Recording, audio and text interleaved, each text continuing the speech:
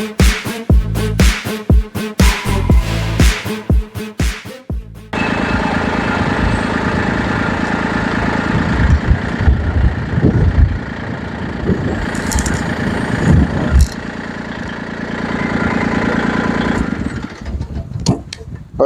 it going, guys?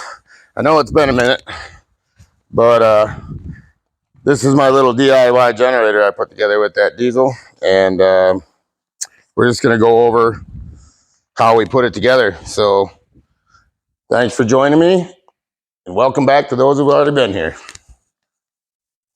All right, well, so here's how she's put together.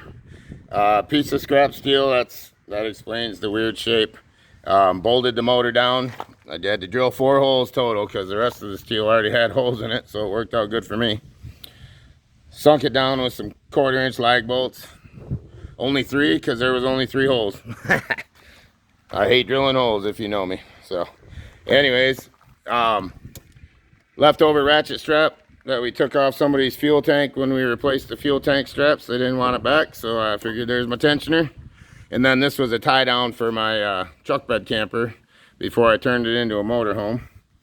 And then there was already a hole in the steel, so I just put a 3/8 bolt through that, and that's what this whole assembly, it pivots back and forth to put tension on the belt. And the pulley, I finally got one from Amazon. Didn't come with a keyway, didn't come with anything, so I made my own keyway in there out of another random bolt I had laying around. And then I found a bolt that fit the threaded output shaft and locked everything in there with a couple washers. So works great, doesn't slip, doesn't spin on the shaft, and haven't had any issues. So in a nutshell, that's how it's assembled.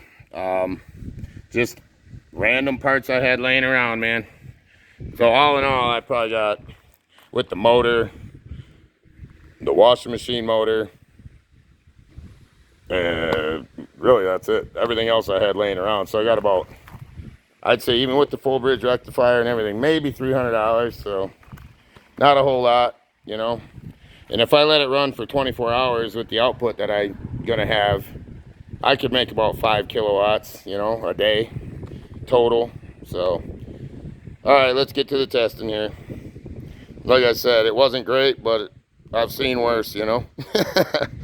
It'll work in a pinch. You can see, still using the factory plug here. And then I just, with some butt connectors, put a extension cord end on there, so I can just plug it's got spider webs flying all over, so I can put an extension cord from right here right to this full bridge rectifier up here on the wall. I've got this wired into my 48-volt battery bank. That just goes up to the distribution box there, and you can see we're at about 53.3 volts right now. I reset that meter so we can watch it, see how much power we can make out of this thing. Now, it wasn't what I was expecting, but it's not a complete fail, because today, as is typical in Michigan, we've got barely any sun at all. It's actually peeking out more than it has all day right there. So let me, and it's still running on our homemade fuel too, which has been sitting in here for, well, I don't know, months now. Still doesn't look too terrible in the filter. We'll see if she'll fire up. This is kind of a follow-up video on that. The generator, our homemade fuel, all in one shot. So let me get my stuff ready here, and I'll fire it up and we'll see what she makes. It's just going to be a quick one today, guys. I don't want to bore you with too many things. Give me 1 second. We'll get her fired up, and then we'll plug it in and see what we're making here. Well, maybe we'll get it fired up. I don't know. Like I said, it hasn't been running in months. It's got cobwebs all over it. It's been just sitting outside. Even the paint's faded. I mean, it's been outside for a long time. So we'll see how it goes here. Come on, baby.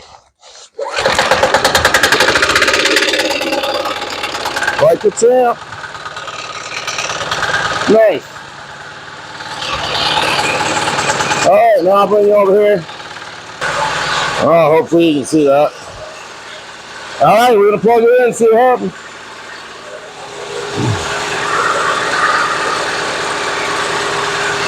Oh! Well, there goes my whole phone and everything. And I snapped my recording device off, so. Awesome. Well, I broke my whole mic. She took a tumble, man, that's how it goes. So we're micless. It just snapped. So we're making 207 watts. Now, I found it doesn't matter if I crank that thing up or if I just let it idle. Doesn't make any more or less either way. Well, and I guess that kind of concludes the video today because I just snapped my mic right off. Well, it is running. I can idle it right down.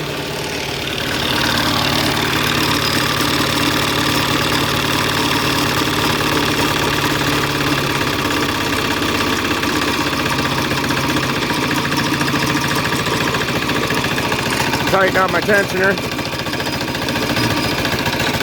Or loosen it. My bad.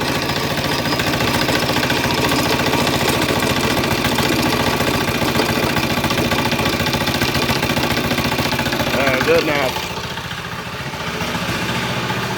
We'll see if that affected the output at all. I don't think it did. Oh, by a couple watts, but that thing would probably idle like that for, I don't even know, all day long, I'm sure. So not a whole lot of output, but I'll try rewiring it. And let me shut this thing off. Unplug it here.